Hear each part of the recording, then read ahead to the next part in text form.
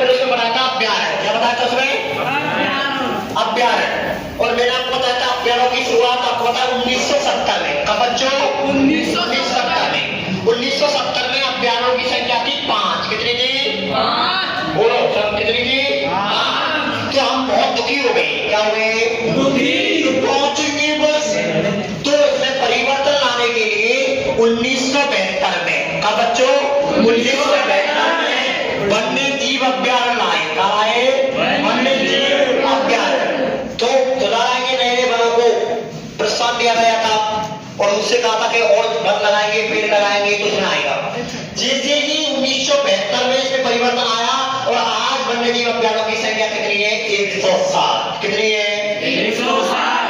जो समय में सिर्फ 5 थी वो आज कितनी है? 107। तो परिवर्तन का परिवर्तन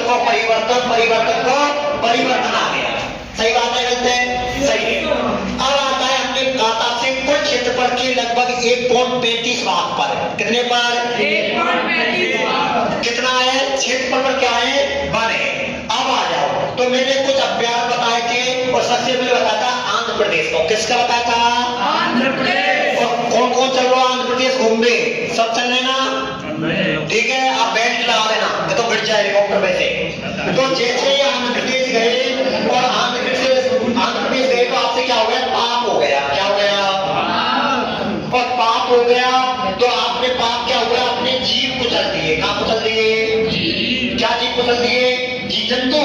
और आप जो कोई कह रहा हो तो जो पाप है वो जा, तो जो पाप है वो जा, तो तब रोने लग पड़े। कहाँ रोने लग पड़े? और तुम भगवान वेंकटेश्वर, किसके पास? भगवान वेंकटेश्वर के पास गए तो पाप से पापी कोंडा। कौन सा? जीव से राजीव। कौन सा?